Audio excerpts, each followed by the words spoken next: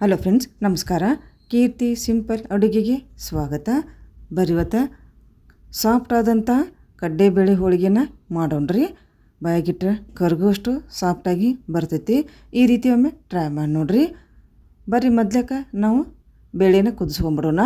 ಕಡಲೆಬೇಳೆ ಹಾಕ್ಕೊಂಡೆ ನೋಡ್ರಿ. ಮಧ್ಯಕ್ಕೆ ಕ್ಲೀನ್ ಮಾಡ್ಕೊಂಡು ರೆಡಿ ಮಾಡ್ಕೊಂಡಿದ್ದು ನಾನು ಇವಾಗ 2 ಬಟ್ಲಾಗೋಷ್ಟು ಕಡಲೆಬೇಳೆನ ಈಗ ತೊಳ್ಕೊಂಬಿಡ್ತೇನೆ ರೀ. ನೀರು ಹಾಕಿ ಒಂದು 2 ಸಲ ತೊಳ್ಕೊಬೇಕಾಗತ್ತೆ ಇದನ್ನ ಕಡಲೆಬೇಳೆನ. ಈ ನೋಡ್ರಿ ತೊಳ್ಕೊಂಡಿದ್ದಾಯ್ತು. ಇವಾಗ ಕುಕ್ಕರಿಗೆ ಹಾಕ್ಕೊಂಡ್ಬಿಡ್ತೇನೆ ನೋಡ್ರಿ ನಾನಿದೆ.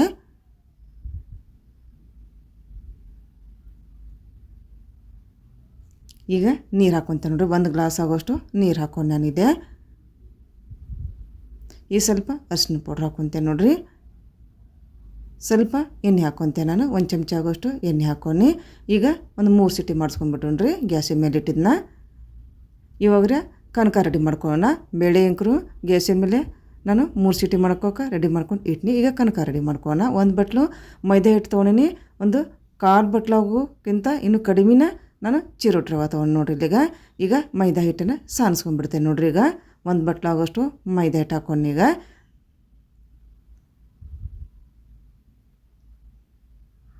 ಈಗ ಚಿರೋಟಿ ರವೆ ಹಾಕ್ಕೊತೇನೆ ನೋಡ್ರಿ. ನಾ ಇಲ್ಲೀಗ ಒಂದು 1/4 ಕಪ್ಗಿಂತ ಇನ್ನೂ ಕಡಿಮೆನೇ ಹಾಕ್ಕೊಂಡು ನಾನು ಚಿರೋಟಿ ರವೆ. ಸ್ವಲ್ಪ ಉಪ್ಪು ಹಾಕ್ಕೊಂಡು ಚಿಟಿಗೆ, ಸ್ವಲ್ಪ ಅರಿಶಿನ ಹಾಕ್ಕೊತೇನೆ ನೋಡ್ರಿ ಕಲರಿಗೆ.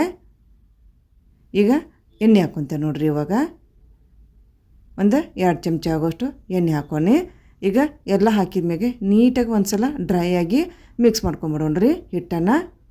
ಈಗ ನೀರನ್ನು ಹಾಕಿ ಆದಷ್ಟು ಸಾಫ್ಟಾಗಿ ಇದನ್ನು ಕಲಿಸ್ಕೋಬೇಕಾಗತ್ತೆ ನೋಡ್ರಿ. ಯಾಕಂದ್ರೆ ಚಿರೋಟಿ ರವೆ ಹಾಕೋದ್ರಿಂದ ಸ್ವಲ್ಪ ನೆನಿಬೇಕಾಗತ್ತೆ ರೀ ಇದು. ಆದಷ್ಟು ಸಾಫ್ಟಾಗನ ಕಲಿಸ್ಕೊಂಡ್ರೆ ರವೆ ಚಲೋ ಹೊತ್ತಂಗೆ ನೆನಿತೈತೆ ರೀ ಇದು. ಈಗ ಕಲಿಸ್ಕೊಂಡಿದ್ದಾಯ್ತು ನೋಡ್ರಿ ಆದಷ್ಟು ಸಾಫ್ಟಾಗ. ಈಗ ಇನ್ನೊಂದು ಸಲ ಇದನ್ನ ಎಣ್ಣೆ ಹಚ್ಚಿ ಒಂದು ಅರ್ಧ ಗಂಟೆಯಿಂದ 1 ತಾಸು ನೆನೆ ಹಾಕ್ಬಿಟ್ಬಿಡೋಣ್ರಿ ಕನಕವನ್ನು.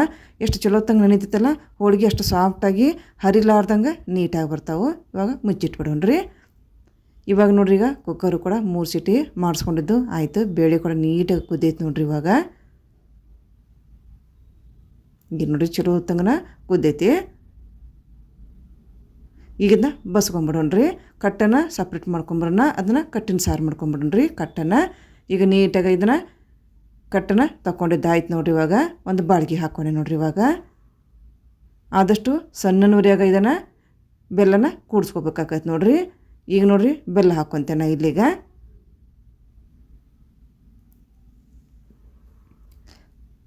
ಇವಾಗ ನೋಡ್ರಿ ಬೆಲ್ಲ ಹಾಕ್ಕೊಂಡು ನಾನು ಈಗ 2 ಬಟ್ಲು ಕಡಲೆಬೇಳೆ ತೊಗೊಂಡ್ರೆ 2 ಬಟ್ಲು ನಾವು ಬೆಲ್ಲ ಹಾಕ್ಕೋಬೇಕೈತಿ. ಸಮ ಹಾಕ್ಕೋಬೇಕಾಗತ್ರಿ. ಈಗ ನಾನು ಬೆಲ್ಲ ಹಾಕಿದ್ದು ನೋಡ್ರಿ. ಬೆಲ್ಲ ಹಾಕಿದ ಮ್ಯಾಗ ನೀಟಾಗಿ ಇದನ್ನ ಮಿಕ್ಸ್ ಮಾಡ್ಕೊಂಡ್ಬಿಡ್ತೇನೆ ರೀ ಬೆಲ್ಲ ಮತ್ತು ಬೇಳೆನ.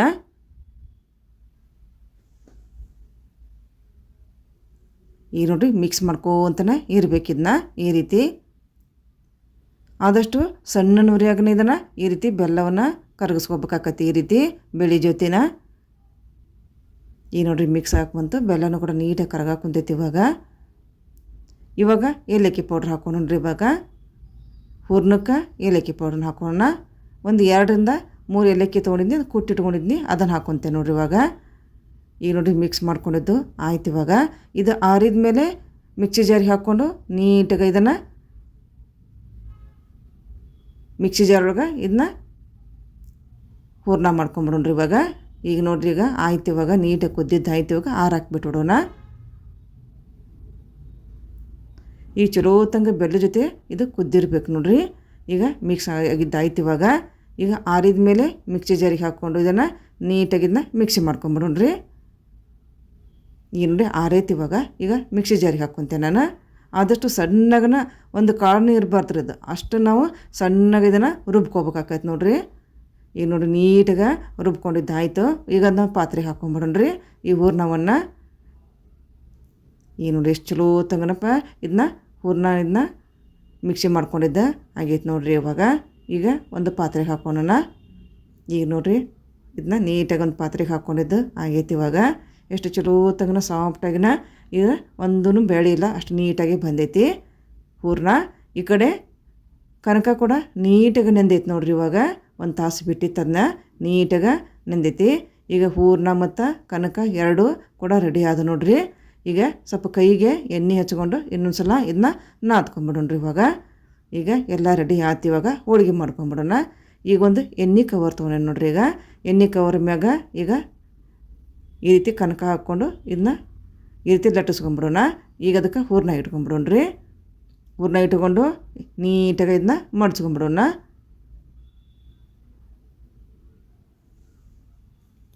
ಈ ರೀತಿ ಒಮ್ಮೆ ಮಾಡಿ ನೋಡ್ರಿ. ಇವಾಗ ನೀವು ಭಾಳ ಸಾಫ್ಟಾಗಿನ ಬರ್ತಾವೆ ನೋಡ್ರಿ ಇವು.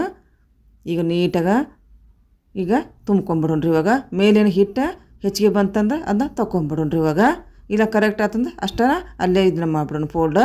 ಈಗ ನೋಡಿರಿ ಹಾಳಿ ಕವರಿಗೆ ಒಂದು ಸ್ವಲ್ಪ ಎಣ್ಣೆ ಹಚ್ಕೊಂಡು ನೀಟಾಗಿ ಕೈಯಿಂದ ಇದನ್ನು ದೊಡ್ಡದು ಮಾಡ್ಕೊಂಬಿಡೋಣ್ರಿ. ಇವಾಗ ಹೂರ್ಣ ಮತ್ತು ಕನಕ ಇದು ಒಂದೇ ಇದ್ರಾಗ ಇರ್ಬೇಕು ನೋಡಿರಿ. ಅಳಕ ಇರಬಾರ್ದು ಮತ್ತು ಗಟ್ಟಿನೂ ಇರಬಾರ್ದು. ನೀಟಾಗಿ ಒಂದು ಹದದಾಗ ಇರಬೇಕು. ಅಂದ್ರೆ ಹೋಳಿಗೆ ಹರಿದೂ ಇಲ್ಲ, ನೀಟಾಗಿನ ಬರ್ತಾವೆ ನೋಡ್ರಿ ಅವು. ಈಗ ನೋಡ್ರಿ ಈಗ ಒಂದು ಲಟ್ಟಣಿಗೆ ತೊಗೊಂಡು ನೀಟಾಗಿ ಎಜ್ಜಿಸನ್ನು ಮಾತ್ರ ನೀಟಾಗಿ ನಾವು ತೆಳ್ಳಗೆ ಮಾಡ್ಕೊಂಬಿಡ್ಬೇಕಾಕತ್ರಿ. ಆದಷ್ಟು ತೆಳ್ಳಗೆ ಇದ್ರೆ ಹೋಳಿಗೆ ತಿನ್ನೋಕೆ ರುಚಿ ಹಾಕೋ ನೋಡ್ರಿ ಅವು.